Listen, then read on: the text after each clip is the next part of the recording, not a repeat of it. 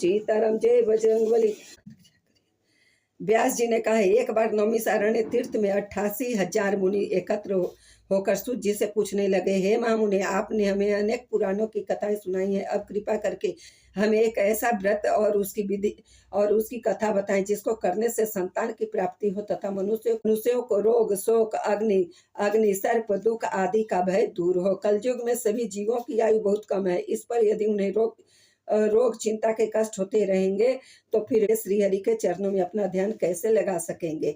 श्री सूर्य ने कहा, हे महामुनियों, आपने लोक कल्याण के लिए बहुत ही उत्तम बात पूछी है। एक बार युधिष्ठिर ने भगवान श्री कृष्ण से लोक कल्याण के लिए यही प्रश्न किया था। भगवान श्री कृष्ण और युधिष्ठिर का संवाद मैं आपके सामने कहता हूँ, ध्यान देकर सुने। एक समय हस्तिनापुर की राजसभा में योगी राज श्री कृष्ण बैठे हुए थे। तब युधिष्ठिर ने भगवान श्री कृष्ण से प्रश्न किया, हे प्रभु नंद नंदन गोविंद, मुझे अनेक व्रत की कथाएं आपने सुनाई हैं, आज कृपा करके कोई ऐसी व्रत या कथा सुनाई जिसको करने से रोग चिंता तथा भय से मुक्त हो तथा उसे पुत्र की प्राप्ति हो।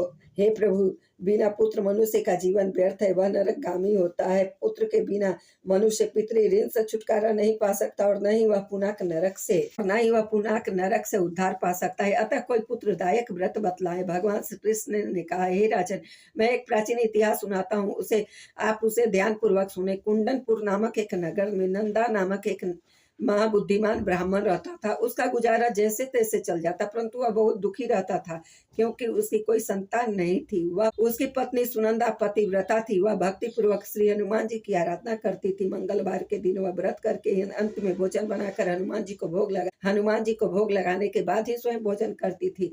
एक मंगलवार को गृह कार्य की अधिकता के कारण वह हनुमान जी को भोग न लगा सकी। इस पर उसे बहुत दुख हुआ। उसने स्वयं भी भोजन नहीं किया। प्रण किया कि अब अगले मंगलवार को श्री हनुमान जी को भोग लगाकर ही अंजल ग्रहण करूंगी। अब ये ब्राह्मणी सुनंदा प्रतिदिन भोजन बनाती, श्रद्धा पूर्वक पति को खिलाती, परंतु स्वयं भोजन ग्रहण नहीं करती और मन ही मन श्री हनुमान जी की आराधना करती। इस प्रकार 6 दिन तक ब्राह्मणी सुनंदा अपने प्रण के अनुसार भूखी प्यासी निराह रही, परंतु सातवें दिन मंगलवार को वह प्रातः काली बेहोश होकर गिर पड़ी। सुनंदा के इस असीम भक्ति से श्री हनुमान जी बहुत प्रसन्न हुए और उसके सन्मुख प्रकट होकर बोले, हे सुनंदा, मैं तेरी भक्ति से बहुत प्रसन्न हूँ, तू उठ और वर मांग।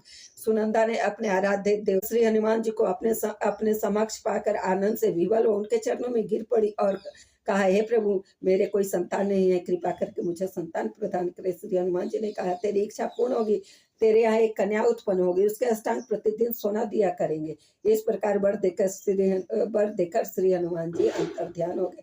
ब्राह्मणी सुनंदा बहुत हर्षित हुई। उसने यह समाचार अपने पति से जाकर कहा। ब्राह्मण देव कन्या का वरदान सुनकर कुछ दुखी हुए, परंतु सोना मिलने की बात सुनी तो वह बहुत प्रसन्न हो गए। विचार किया कि ऐसी कन्या के साथ मेरी निर्धनता भी दूर हो जाएगी। श्री हनुमान जी की कृपा से वह ब्राह्मणी गर्भवती हुई और 10वें महीने में उसे एक सुंदर कन्या को जन्म दिया। वह कन्या अपने पिता के घर में ठीक उसी तरह बढ़ने लगी जिस प्रकार शुक्ल पक्ष का चंद्रमा बढ़ता है। 10वें दिन ब्राह्मण ने उस बालिका का नामकरण संस्कार कराया। उसके कुल पुरोहित ने उस बालिका का नाम रत्नबाला रखा। इस कन्या ने पूर्व जन्म में विधि विधान से मंगल देव का व्रत किया था। रत्नबाला का अष्टांग प्रतिदिन बहुत सा सोना देता था। उस सोने से नंदा ब्राह्मण बहुत धनवान हो गया। ब्राह्मणी सुनंदा भी बहुत अभिमानिनी हो गई। समय बीतने के साथ रत्नबाला 10 वर्ष की हो चुकी थी। एक दिन सुनंदा ने नंदा ब्राह्मण से कहा, हमारी पुत्री रत्नबाला विवाह के योग्य हो गई है, अतः कोई सुंदर तथा योग्य वर देकर उसका विवाह कर दे। यह सुनकर नंदा ब्राह्मण बोला, अभी तो रत्नबाला बहुत छोटी है।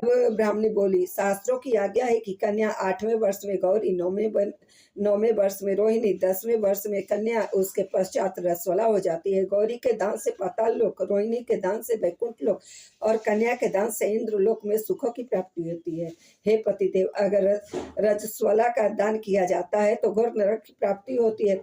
इस पर नंदा ब्राह्मण ने कहा, अभी तो रत्नबाला 10 वर्ष की हुई है, मैंने तो 16 साल की कन्याओं का विवाह कराए हैं, अभी जल्दी क्या है। ब्राह्मणी सुनंदा ने कहा, आपको लोभ अधिक हो गया है। अगर 11वें वर्ष में कन्या का विवाह नहीं होता है तो उसके मासिक धर्म के रक्त का पिता और बड़े भ्राता को पान करना पड़ता है। शास्त्रों में कहा गया है कि यदि माता पिता और बड़ा भाई रसवला कन्या को देखते हैं तो नरक के गामी होते हैं। नंदा ब्राह्मण ने कहा, ठीक है, मैं कल से ही उसके लिए योग्य वर की तलाश में अपना दूत भेज दूंगा। दूसरे दिन ब्राह्मण ने दूत को बुलाया और कहा, मेरी कन्या जैसी सुंदर है वैसा ही सुंदर वर उसके लिए तलाश करो। दूत स्वामी की आज्ञा पाकर वर खोजने के लिए चल पड़ा। अनेक नगर घूमने के बाद उसने पंपई नगर में एक सुंदर ब्राह्मण युवक को देखा। वह बालक, जिसका नाम सोमेश्वर था, बहुत गुणवान था। दूत ने इस सुंदर एवं गुणवान ब्राह्मण पुत्र के बारे में अपने स्वामी को पूर्ण विवरण दिया। ब्राह्मण नंदा को भी सोमेश्वर अच्छा लगा और फिर एक शुभ मुहूर्त में विधि पूर्वक सोमेश्वर को कन्या का दान करके ब्राह्मण ब्राह्मणी संतुष्ट हो गए। परंतु ब्राह्मण नंदा के मन में तो लोभ समाया हुआ था। उसने रत्नबाला का कन्यादान तो कर दिया था, परंतु वह बहुत खिन्न था। उसने विचार किया कि रत्नबाला जब ससुराल चली जाएगी तो उससे जो सोना मिलता है वह आगे नहीं मिलेगा। मेरे पास जो धन था कुछ तो इसके विवाह में खर्च हो गया और शेष बचा है वह अभी कुछ दिन के पश्चात समाप्त हो जाएगा। मैंने इसका विवाह करके बड़ी भारी भूल की। उसने विचार किया कि अब कोई ऐसा उपाय करूं कि रत्नबाला मेरे घर पर ही बनी रहे। लोभ रूपी राक्षस ब्राह्मण नंदा के मस्तिष्क पर मंडरा रहा था। रात भर सैया पर बेचैनी से करवटे बदलते बदलते उसने एक क्रूर निर्णय लिया। उसने विचार किया कि जब रत्नबाला को पति सोमेश्वर उसे अपने घर वापस ले जा रहा होगा तो वह मार्ग में उसका वध करवा देगा और पुत्री को अपने घर वापस ले आएगा, जिससे नियमित सोना भी उसे मिलता रहेगा और समाज उसे दोष भी नहीं दे सकेगा। प्रातः काल हुआ। नंदा ब्राह्मण और उसकी पत्नी सुनंदा ने अपने जामाता तथा पुत्री को बहुत सा धन देकर विदा किया। सोमेश्वर अपनी पत्नी रत्नबाला को लेकर अपने नगर की तरफ चल दिया।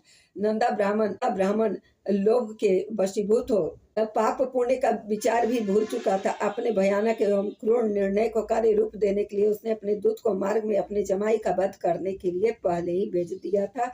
दूत मार्ग में ही छिप कर बैठ गया और जैसे ही सोमेश्वर उसके छिपने के स्थान पर पहुंचा, ब्राह्मण के दूत ने स्वामी की आज्ञा का पालन करते हुए सोमेश्वर का वध कर दिया। उसके पश्चात यह समाचार ब्राह्मण तक भी पहुंचा दिया। अपने जमाता के वध का समाचार प्राप्त कर नंदा ब्राह्मण उस स्थल पर पहुंचा और रुदन करती हुई अपनी पुत्री से बोला, पुत्री, मार्ग में लुटेरों ने तेरे पति का वध कर दिया है। भगवान की इच्छा के आगे किसी का कोई बस नहीं चलता है। घर चल और वहां रहकर ही शेष जीवन व्यतीत करना। जो भाग्य में लिखा है वही होता है। अपने पति की अकाल मृत्यु से रत्नबाला बहुत दुखी हुई।